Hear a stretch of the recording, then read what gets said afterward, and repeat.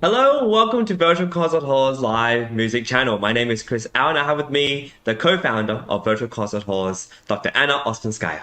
Chris, thank you, and thank you everyone for joining our show. It's such a pleasure to be back here with you and Beethoven and to be co hosting today.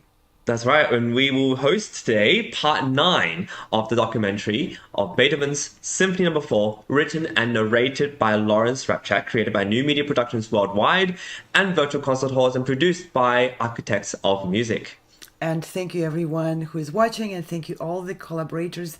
These productions are possible thanks to our enormous passion to be connecting musicians and audiences in real-time musical performances and live events from now around the globe.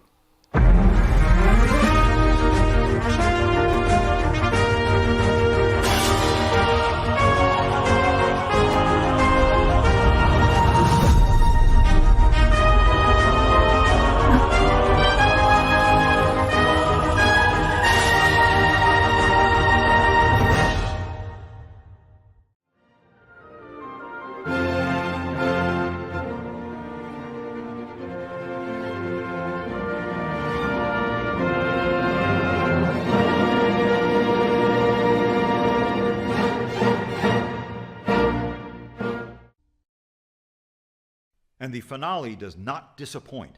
The level of invention and ingenuity is maintained with a dynamic, perpetual motion. The manic energy never lets up until the very end, and then only for a last-minute salute to Haydn.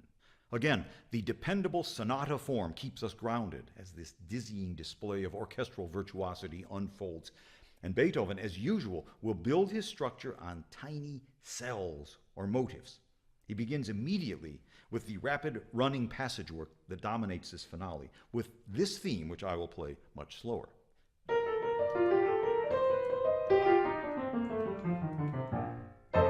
And the first four notes,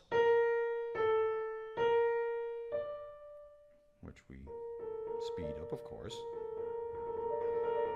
these four notes will serve as Beethoven's main cell of this movement, followed by and then this descending scale, which hurtles downward, and then a decisive cadence without its final chord.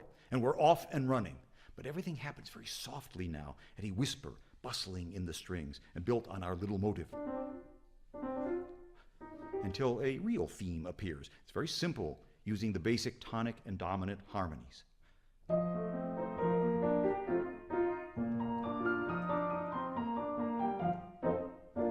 Breezy and very gentle until things explode.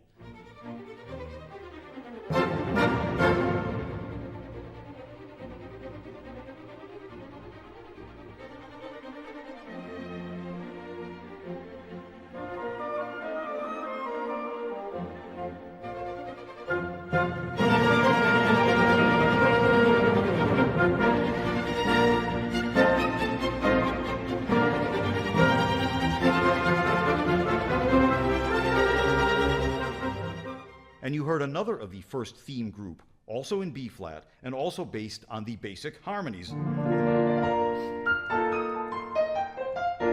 And we move into the dominant key of F now, where we hear our secondary themes. The first one, rustic, even though it's taking place at a breakneck pace. And the oboe melody, which is playing this, is accompanied by the clarinet, who plays the familiar triplet pattern that clarinets always play in wind serenades in their low register. This figure.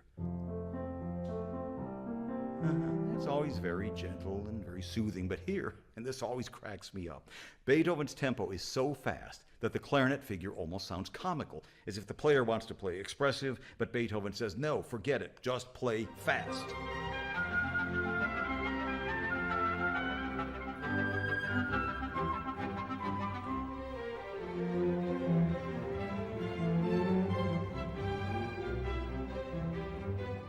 And there, the theme shifted to the cello and bass. This light syncopated violin figure to keep things intense. And now we have another theme in this second group. It's very good-natured. And the full orchestra cuts in each time, with with an unexpected move to F minor now, and shades of the mysterious introduction of the symphony with diminished chords.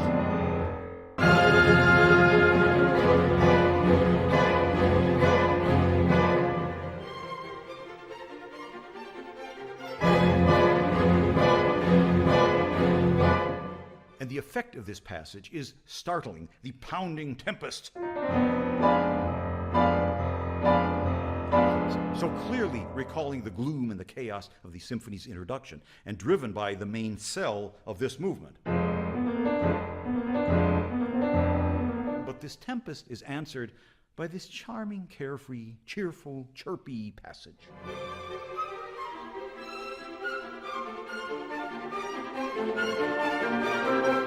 Not only is it light and playful, but the violin melody is broken up into tiny two-note fragments played on the rhythmical offbeats for extra added impudence.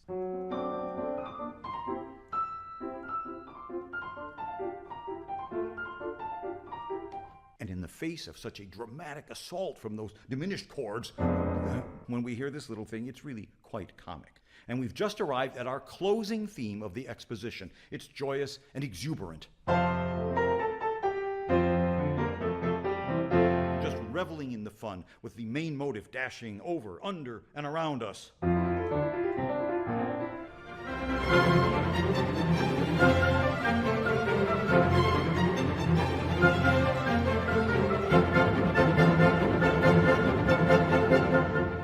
And you heard the exposition ends with our perpetual motion motive in the strings, while the rest of the orchestra caps it off with a hearty,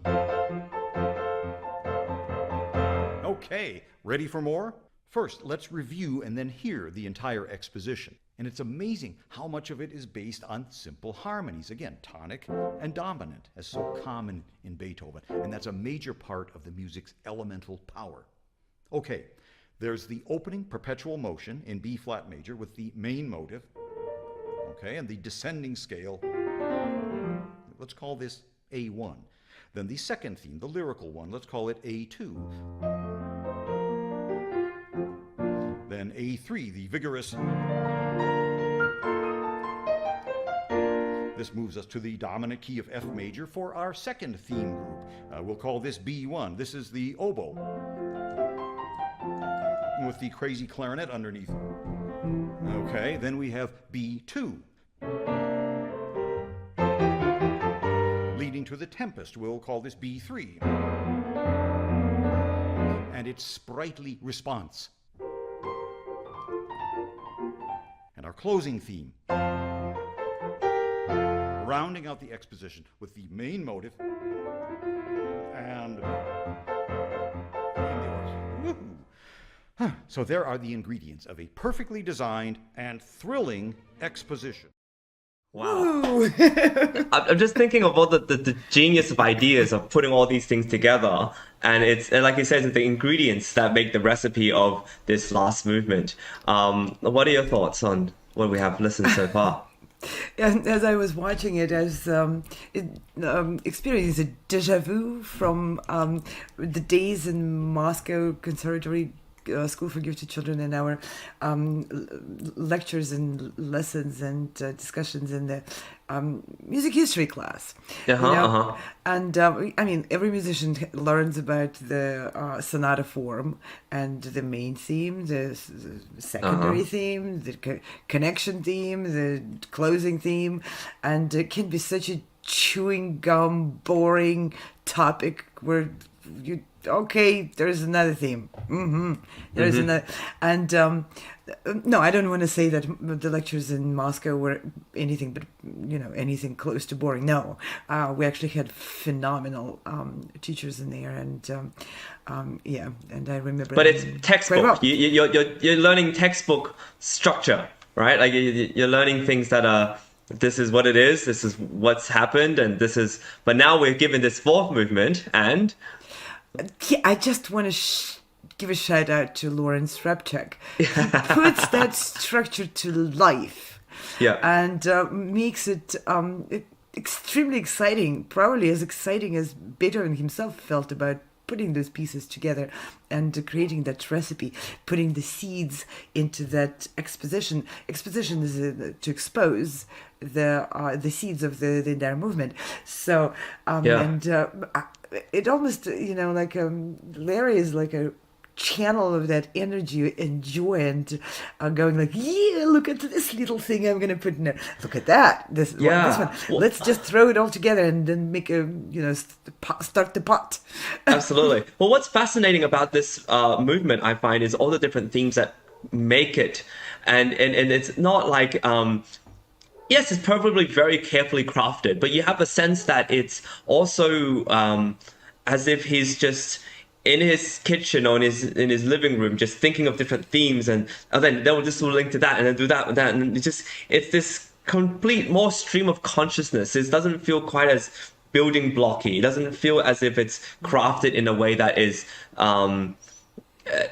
as monumental. It feels purely joyful, and when you're joyful and when you're happy to that state, you're not really thinking about what's next. You just sort of living within, you're living really in the moment, and this will give you joy. This is happy. Oh, and this happened, and this is so cool. And then it's as if you're telling a great day to your parents, and like, I did this, and then this, and then this, and then this, and it's, you don't think about whether you have to put it into a structure that will tell a story, that will convey a philosophical meaning. It's just for the fun of it, and I think that's really great. Yeah, and there's that element of play in Yes, there. yes. Clearly in creating anything, and definitely it speaks through the creation of the symphonies that Beethoven had a lot of fun putting them together.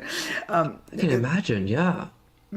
And that's, I think, what needs to be part of the performance as well. I mean, we're so touched by the awe and respect to those great masterpieces, but we tend to also put them on pedestal and idolizing them, and that deprives us of feeling emotionally connected and leveling with the man who created it. It wasn't God, it was just a guy who happened to be really enjoying this process and dedicating so much time to it that he became phenomenally skillful. And just like Bach said, music is a craft, and I'm a craftsman. No, don't tell me that I'm just some kind of outer world superhuman. No, I'm just a craftsman. And he meant it, clearly. When we, for me as a performer, as a musician, as a teacher, and it's very important to not forget the humanity side of it, and that music is not created out of need. It's created out of this longing for fun, for really the process, which is not just geared towards the result. And you have to suffer through obstacles to get there. It's the process itself of taking one theme, taking another one, and what am I going to do with it, and developing. Just watch me. This element of play and fun and enjoyment in the process, which is the fuel towards, it takes a lot of effort to create a symphony. Where's the motivation coming from? It takes a lot of effort to learn how to play one, and takes a lot of effort. Where's the motivation from it?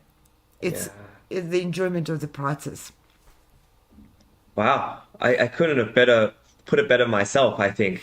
That's really, really exceptional. I have a question for you about like fourth movements in general, this sort of last hurrah, and this is the finale. And what are your thoughts on the way this music is meant to guide us? Is it meant to be a homecoming, or is it after the turmoil of all this? I don't know. We've had the fourth movement of the Beethoven Fifth Symphony, which is a stormy, but then it breaks into this joy that is very different from this kind of joy, obviously. But and then we also have the fourth of the Sixth Symphony, which again is it's this release almost of everything that's happening. What are your thoughts on this fourth movement and how it relates in the whole structure of a symphony?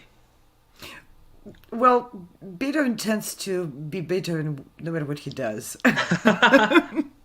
and he was I think he was a guy touched by enormous energy of joy, and always looking for that fun and joyful and fanfarous, if there's such a word, side of life. A lot of his works, symphonies, sonatas, a lot, and in things like C major or B flat major, keys of pure, something pure and joyful. So Yeah. I think in general in life he was looking for, like you said, release or conclusion of whatever journey one takes in a pinnacle of goodness. So Right. that was his general, probably, personality and outlook on life. Maybe even philosophical, or maybe his, religious, or whatever his beliefs were. That was the ultimate end of any story for him.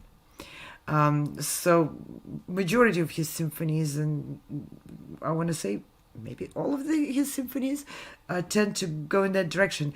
And whatever programmed music you take of Beethoven, programmed music, I mean multi-movement compositions, not the little miniature pieces. Those just adhere to one elemental character. But something which has a program, which he programmed, most of the time it's upward motion through valleys and turbulence, but the general trajectory is upward motion, and the finale is the ultimate burst of goodness, energy of goodness. I would say it that way. Yeah, there's this idea also, sort of the returning back to humanity, or returning back to what is pure, the essence of humanity. I think if the first movement proposes a theme or a mission or a question, or a challenge to the universe, then the last movement serves to finalize something, to give a conclusion, to draw some. And I think Beethoven, like you said, is always going to be Beethoven no matter what he does. And Beethoven's spirit is always of, I think, triumph. And that takes in many different forms, whether the triumph is of a pure joy, a transcendental way, and that triumph, you can see that in a lot of the later works where things are just, you feel like you're being lifted into the heavens, or the triumph of his earlier or middle works where it's just this, it's more pure, it's more earthly, it's more, and yet it strives towards the heavenly and strives towards the magnitude of what the universe has to bring. And I think you're right that there's always this darkness to light, this idea that there is something. And I think that's really, I compare the way Schubert and Beethoven deals with tragedy sometimes in some of the music I play of theirs, and Schubert tends to deal with darkness differently. Sometimes he ends with darkness. Sometimes, like in some of his most famous song cycles, the ending is either not as good as you would want it, or not as well or triumphant, or even if it ends in a major key or something, you feel like something's not quite right. I think he's more drawn to things that are just not quite right, and it's okay to just leave it in despair. Whereas Beethoven, in his spirit, is not content with that. Yeah, that's a good word. Beethoven is not content with something not being right. He has to set everything bum bum bum bum bum bum and bum. Bum. And then again, and just like closing the door and like making sure this is what I mean. Yeah, in a way, with of course, with all the C minor stuff he wrote and all of the tragic and profoundly painful things he wrote, to me, Beethoven is an ultimate embodiment of optimism. Yeah. No, I agree. I totally agree. And I think that's, given his life circumstance, remarkable. Just It's remarkable. absolutely remarkable. It's the Jesus that resurrects. It's not just one you leave at the cross and then the world ends and that's it. There's the resurrection. There's always the final say is goodness, that something is right. There's a justness to what he has to bring. And I think that's probably one of the reasons why his music continues to stand the test of time. I think we look towards this sort of pure optimism and joy in our lives, and art is a way to distract ourselves and also learn from previous stories so that we can be rejuvenated in our present moments. Yeah. And I think he offers that.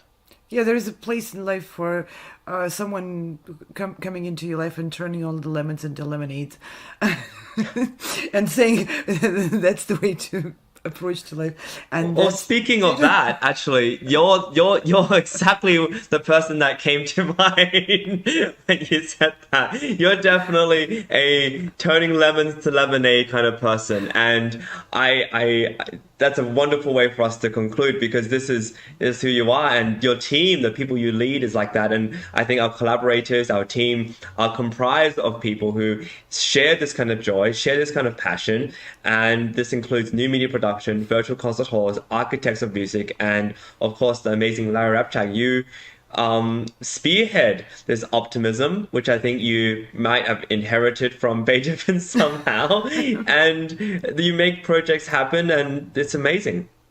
Yeah, and to everyone who's watching, if you enjoy the spirit of lemonade makers on this team, please visit us on our websites, check out our projects. There's many different projects. Some are in music film, some are performance opportunities, auditions, festivals, you name it. And of course, we're always inviting everyone to check out our Music and Musicians from Around the Globe daily show. It's always live, and we are here with the Beethoven on Thursdays and Sundays, and in between, we are here inviting guests from all over the world.